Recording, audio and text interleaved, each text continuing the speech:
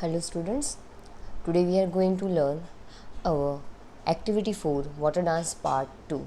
In previous video we seen that what is the form of water. In activity 3 we discuss one poem which is written by Thomas Locker and now we will discuss part 2. हमने पिछले video में water dance part 1 के बारे में जाना था। अगर आपने वो वीडियो नहीं देखा है तो आप मेरे चैनल पे जाके वो वीडियो देख सकते हो। इस वीडियो में हम आगे बात करेंगे वाटर डांस पार्ट 2 के बारे में कि जो फॉर्म है वाटर का वो अब कौन से फॉर्म में चेंज होता है। So shall we start now. First, I am the mist. What is the meaning of mist?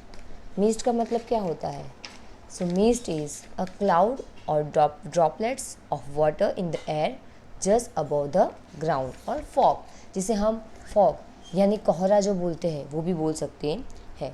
In thousands of shapes I reappear high above the earth in the blue sky. I float, I drift, I am the clouds. बहुत सारे shape में मैं reappear होता हूँ। बहुत सारे shape में मैं रीअपियर होता हूँ।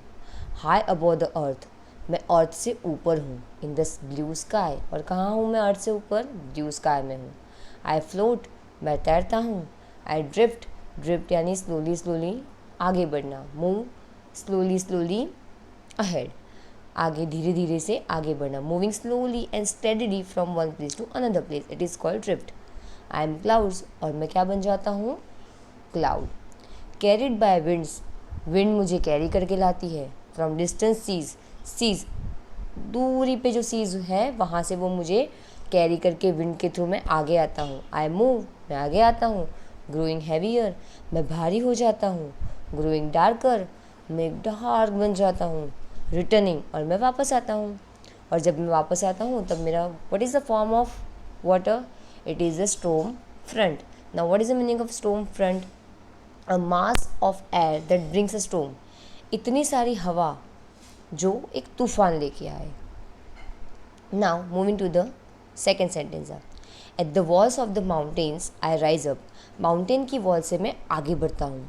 As gleaming power field towers in the darker sky, और मैं shine, gleaming means what? Shining brightly, और मैं एकदम शाइनिंग बन के, टावर बन के स्काई में छा जाता हूँ। डार्कन स्काई यानी एक काला काला स्काई में आ जाता हूँ। And I am the thunder head, और मैं क्या हूँ?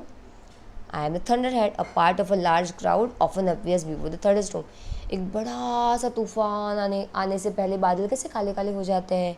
Same like this. Now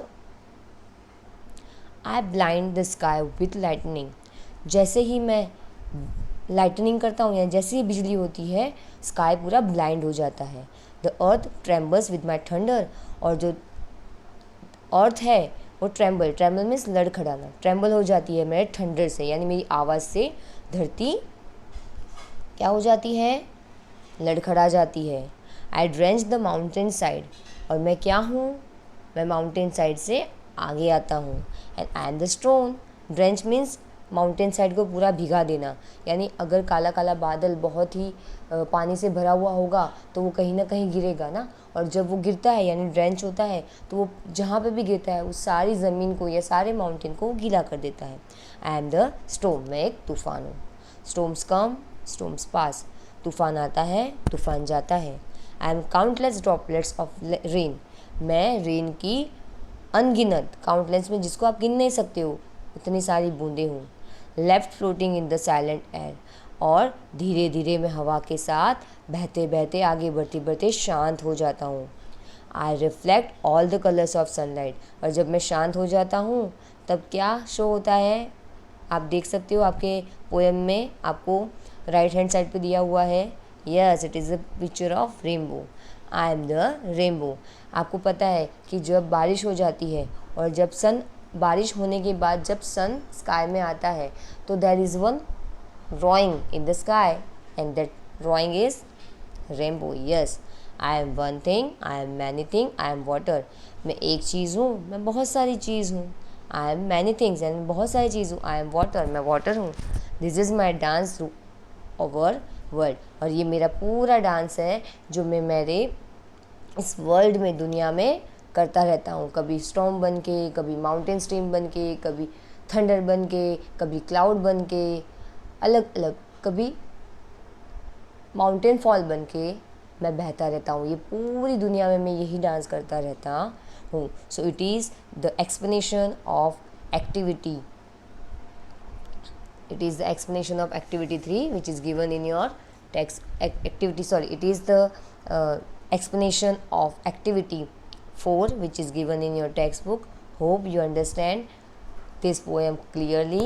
If you have any doubt or query, you can drop me in comment box your query. I will answer.